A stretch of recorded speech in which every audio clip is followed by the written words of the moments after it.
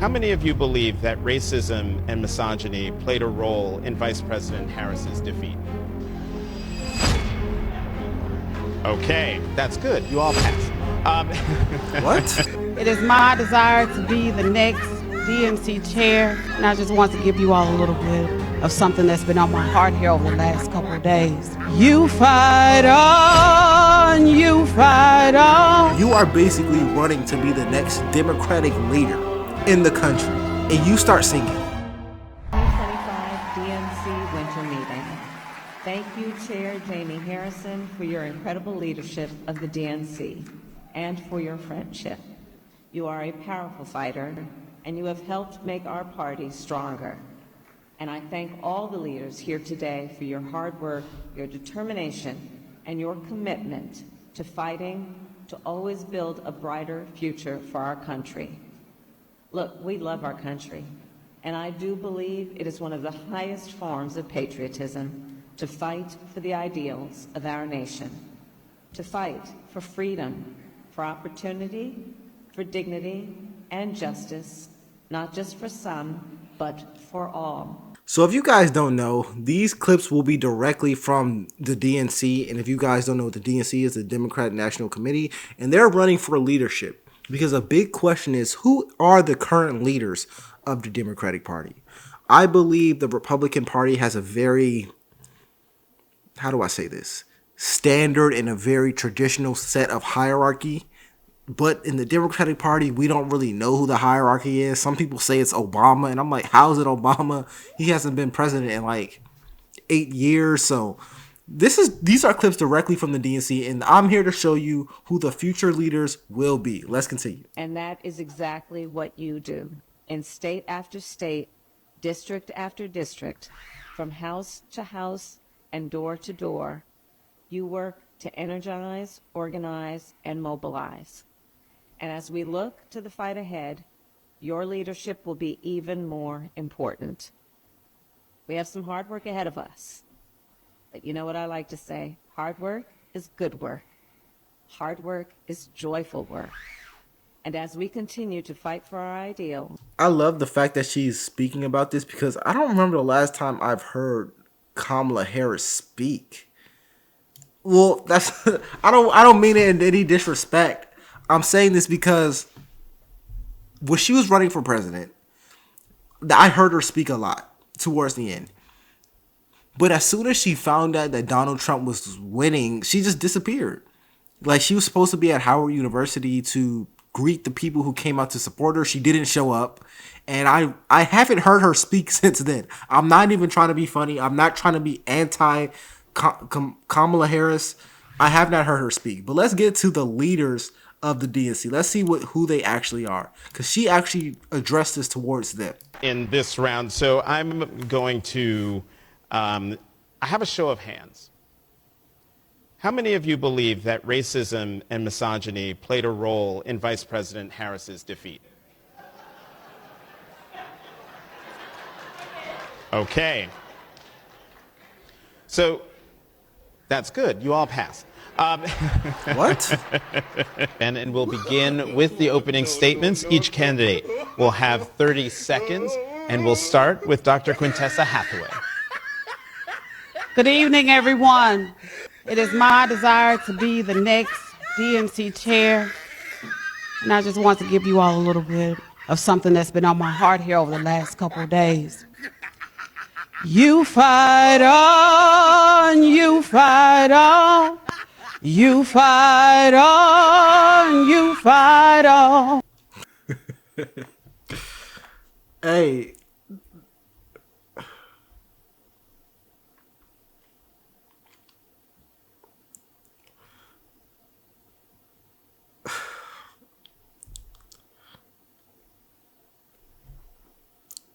So you're ready for the DNC chair,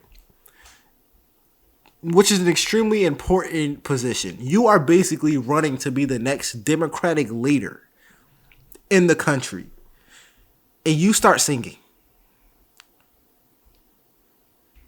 It sounds like a joke to me. I'm going to be honest. It sounds like a joke. This is funny. This is comical. But before you started singing, one of the one of the primary questions was, did Kamala Harris lose because of racism and misogyny? And this is why people don't take the Democratic Party serious.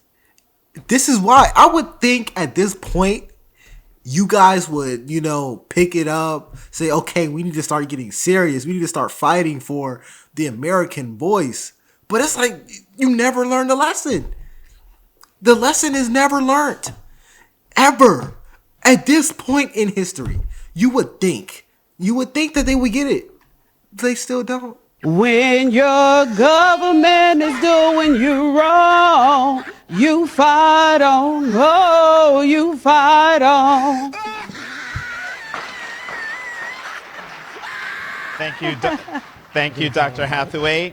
Are you ready to go on the offense? Are you ready to go on the offense? We have to win back our young people. I am the only candidate in this race for any of these positions that is under 30. We had a 20-point shift to the right of our young people. We must show our young people we give a damn about them, that we support them, and we invest in them. I have raised over $11 million in the past year to support the future of our party, because I don't just tweet, I don't just talk the talk, I also walk the walk and I knock the knock in doors across the country, but I'm counting on you in this moment right now. I need your support. Please vote for me. Thank you so much. Rules specify that when we have a gender non-binary candidate or officer, the non-binary individual is counted as neither male nor female, and the remaining 6 offices must be gender balanced. With the results of the previous 4 elections, our elected officers are currently 2 male and 2 female. In order to be gender balanced, we must... This is why no one takes...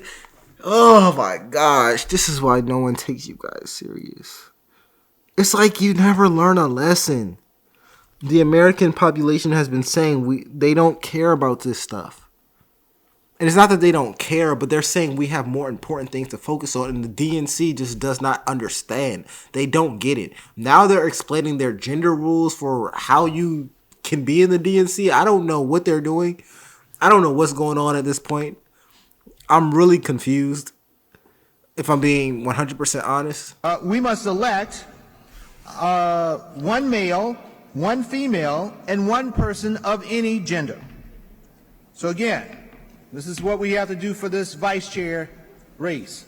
We have to elect 1 male, 1 female, and 1 person of any gender. To ensure our process accounts for male, female, and non-binary candidates, we conferred with our RBC co-chair, our LGBT caucus co-chair, and others to ensure that the process is inclusive and meets the gender balance requirements in our rules. To do this, our process will be slightly different than the one outlined to you earlier this week, but I hope you will see that in practice it is simple and transparent. The order of balloting is designed to ensure equal access to the ballot, regardless of gender identity. As we must elect a candidate of any gender as well as 1 male and 1 female vice chair, we will first ask members to elect a candidate of any gender on the first ballot. Any candidate, male, female, and non-binary, can be elected on that ballot. After a candidate is elected on the first ballot, we'll have 1 officer of the 3. So then we will know which position is filled of the 1 male, 1 female, and 1 vice chair of any gender.